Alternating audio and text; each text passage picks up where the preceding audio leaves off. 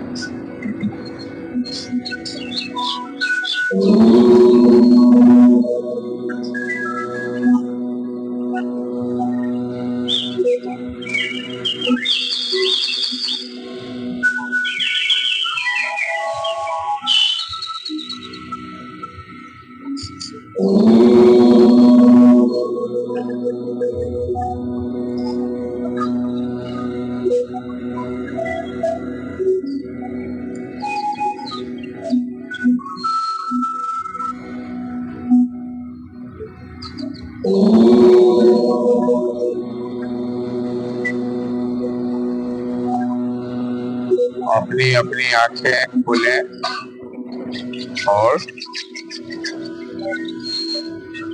हथेली को अपने आंख को ले जाएं और गहरी जय श्री कृष्ण। जय श्री कृष्ण। गीता फॉर स्टूडेंट्स कार्यक्रम में आज हम लोग अध्याय 5 का दूसरे श्लोक को पढ़ेंगे। श्री भगवान उवाच संन्यासः कर्मयोगश्च निःश्रेयसः करावुभौ संन्यासः कर्मयोगश्च निःश्रेयसः करावुभौ तस्योतु कर्म संन्यासात् कर्मयोगो विशिष्यते तस्योतु कर्म संन्यासात् कर्मयोगो विशिष्यते। अर्थात श्री भगवान ने उत्तर दिया, मुक्ति के लिए तो कर्म का परित्याग तथा भक्ति में कर्म दोनों ही उत्तम है, किंतु इन दोनों में से कर्म के परित्याग से भक्ति युक्त कर्म श्रेष्ठ है। आज का यह श्लोक विद्यार्थियों के लिए कैसे लाभप्रद होगा, अनिल सर बताएंगे। आप बच्चों, कल हम लोगों ने देखा था कि बहुत दिनों के बाद अर्जुन जो है श्री कृष्ण से सवाल किए। इतने दिनों से श्री कृष्ण अर्जुन को बता रहे थे, लेकिन कल उनके मन में जो संशय आया और पूछे कि मुक्ति के लिए अर्जुन कृष्ण भगवान से पूछे कि आप एक तरफ कहते हैं कि मुक्ति के लिए कर्म का परित्याग करना चाहिए, कभी कहते हैं कि भक्ति युक्त कर्म श्रेष्ठ है, तो ये दोनों में क्या करना चाहिए, परित्याग करें कि कर्म करें, क्या होना चाहिए? पहले बहुत दिनों के बाद अर्जुन कृष्ण भगवान से सवाल किए और आज उसका उत्तर भगवान श्री कृष्ण दिए कि मुक्ति के लिए तो कर्म का परित्याग तथा भक्तिमय कर्म दोनों ही उत्तम है, किंतु इन दोनों में से कर्म के परित्याग से भक्ति युक्त कर्म श्रेष्ठ है। इसका मतलब यह हुआ कि उनका कहना है कि अगर जो आप मुक्ति चाहते हैं, यह जो सांसारिक जो तरह तरह की जो है सो की आकांक्षाएं हैं, मन में जो है सो काम है, क्रोध है, तरह तरह की बातें हैं, उन सारी बातों से अगर जो मुक्ति चाहते हैं तो कर्म का परित्याग करना चाहिए। कर्म का मतलब हुआ कि साकाम कर्म, माने जिसमें हमारी कोई इच्छा हो कि हमको ये मिल जाए, ये चीज कर ले, ये हो जाएगा तो ये कर लेंगे, ये सब, इसका परित्याग कर देना चाहिए। लेकिन कृष्ण भगवान कहते हैं कि दोनों में एक है कि भक्तिमय कर्म और एक है भक्तिमय कर्म और एक है कर्म का परित्याग। तो उसमें उनका कहना है कि भक्तिमय कर्म सबसे सुंदर है। कहने का मतलब है कि हम कर्म कुछ भी करें, उसका श्रेय या उसमें हमको क्या मिलेगा, इसका भाव मन में नहीं आना चाहिए। मेरा कर्म क्या है, मैं उस कर्म को करूँगा। यदा यदा ही कर्मस्य ग्लानिर्भवति भारत, अभी सभी आप लोगों ने जानते होंगे कि मेरा काम है कर्म करना। मेरा काम फल के लिए जो है कि चिंता नहीं करना है कि फल क्या होगा क्या नहीं होगा। अगर जो बिना किसी इच्छा का, बिना किसी लालच, मोह, लालच, ये कोई भी तरह का बात जो कि आसक्ति, उसके बिना अगर जो भगवान में ध्यान लगाकर अगर जो आप कर्म करते हैं, उसका क्या फल मिलेगा इसकी परवाह नहीं करते हैं, तो निश्चित रूप से ईश्वर सब देख रहे हैं और आपके कर्म के अनुरूप ही उसका परिणाम सृष्टि को मिलने वाला है। लेकिन आपको इसकी चाहत नहीं करनी चाहिए। अब विद्यार्थियों को इसे लाभ इस तरीका से ले सकते हैं, मेरे अल्प बुद्धि में जो समझ में आ रहा है कि आप लोग, जैसा कि पहले बताया गया है कि आप लोगों की जो अवस्था है वह विद्या काल की अवस्था है। आपका हर लोगों का अपना अपना कर्म बटा हुआ है। किसान का काम है खेती करना, डॉक्टर का काम है इलाज करना, लेकिन विद्यार्थियों का काम है विद्या अर्जन करना। इस काल में आप बिल्कुल सारी बातों को भूल करके सीधा एक बात पर लक्ष्य कीजिए कि हमको भगवान पर ध्यान लगा करके, माँ सरस्वती पर ध्यान लगा करके पढ़ते रहना है, पढ़ाई करते रहना है। हो सकता है कि उसका परिणाम आपको अच्छा न मिले रिजल्ट में, तो परीक्षा में, लेकिन इसका मतलब यह नहीं है कि आप उसके कारण आप पढ़ रहे हैं। आप पढ़ते जाइए और हो सकता है कभी भूल हुई होगी, पढ़ते पढ़ते आप ऐसा वो भूल का सुधार हो जाएगा और एक दिन जो है सो कि आप सफल होइएगा। सफल विद्यार्थी के रूप में, सफल नागरिक के रूप में, सफल जाने जाइएगा लोग के रूप में कि हाँ ये भारत का, ये अपने देश का जो सो कि सफल नागरिक है। तो आप जो है सो कि, और आपको तो पहले ही बता चुके हैं कि अगर जो इस तरह से ध्यान लगा करके अगर जो पढ़ाई कीजिएगा कि हमको कुछ नहीं, हमको पढ़ना है, हमको कुछ नहीं, हमको पढ़ना है, और सचमुच में पढ़ना है, भगवान में ध्यान लगा करके, हे भगवान हमको सद्बुद्धि दें, हमारा मन नहीं भटके, हम पढ़ते रहें, हमको जो गुरु जी बता रहे हैं हम गुरु जी का बात माने और हम पढ़ते रहें। तो पहले ही बताया गया है कि दुनिया की सारी खुशियां आपके कदमों में होगी। इससे हल्का फंडा, इससे हल्का मंत्र क्या होगा? अगर लोग रुपया कमाने के लिए बहुत मेहनत करता है, यहाँ जा रहे हैं वहां जा रहे हैं, क्या कर रहे हैं भाई, तो जा रहे हैं, हमारा बिजनेस है, मेरा रोजगार है, और इतना छोटी सी बात, इतनी छोटी सी बात लोगों को समझ में नहीं आता है। आप कुछ भी कर लीजिए मेहनत करके, उतना संपत्ति आप अर्जित, उतना सुख सुविधा आप अर्जित नहीं कर सकती हैं, उतना चीज आपको नहीं मिल सकता है जो आप विद्या अर्जन करके प्राप्त कर सकती हैं। विद्या को मामूली संपत्ति मत समझिए, यह एक ऐसा संपत्ति है जिसको जितना बांटिएगा, अगर जो आपके पास 10 लाख रुपया होगा उसको बांटना शुरू कीजिएगा तो हमको लगता है कि एक दिन में 10 लाख रुपया लेने वाला आकर के ले जाएगा। लेकिन विद्या एक ऐसी चीज है कि जिसका जितना भी वितरण आप करिएगा, जितना भी आप बड़े होकर के आप दान करिएगा, जैसे सर लोग दान कर रहे हैं, तो यह विद्या, यह धन घटने वाला नहीं है। इसीलिए कहा जाए सबसे सुंदर धन में जैसे कि विद्या को माना गया है। और इसके पीछे ये तो ये हुआ कि बांटने से नहीं घटता है, लेकिन दुनिया की सारी खुशियां जो रुपया से अर्जित होना, अगर जो कोई काम करने जाते हैं और आप जो है सो कि कुछ रुपया कमा लेते हैं, तो उससे आपको हो सकता है कि सीमित मात्रा में आप जो सोचे हो वो चीज आपको प्राप्त हो। जो बहुत सा बात बचपन में सोचे होइएगा, हो सकता है कि उतने रुपया में आपका काम ना हो, लेकिन यह जो शिक्षा है ये तो आपको अद्भुत लाभ देने वाला है। अगर जो बच्चा इसको ध्यान से पढ़ा, उसका जीवन, उसका बैतरनी पार हो गया और उसको किसी चीज की कमी दुनिया में नहीं रहेगी। इस मंत्र को कोई समझता ही नहीं है। आज आप लोग इस मंत्र को समझ करके उसी तरीका से पढ़िए, देखिए आपका कैसा जीवन बनता है, कितना सुंदर जीवन बनता है। तो मेरे अल्प बुद्धि से तो जो समझ में आया गीता जी का, ऐसे गीता जी बहुत व्यापक, इनका जो है कि बहुत तरह तरह के लोग इसका तरह तरह से व्याख्या कर सकते हैं, इसमें दो मत नहीं है। किसानों के लिए भी इनका व्याख्या हो सकता है, डॉक्टरों के लिए भी व्याख्या हो सकता है। तो आज मेरे समझ में जो आया मैं बताया। धन्यवाद। अति सुंदर व्याख्या की है सर। और भी कोई सर अगर बोलना चाहे तो बोल सकते हैं इस पर।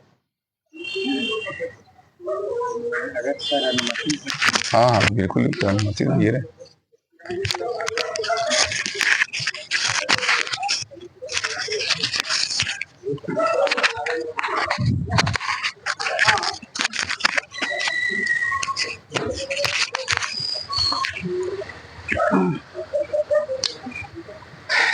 दादाजी की तरह मेरे पास तो उतना ज्ञान नहीं है, मगर मेरे अल्प बुद्धि से जो समझ आया है उसके अनुसार इसका हम विश्लेषण कर लेते हैं।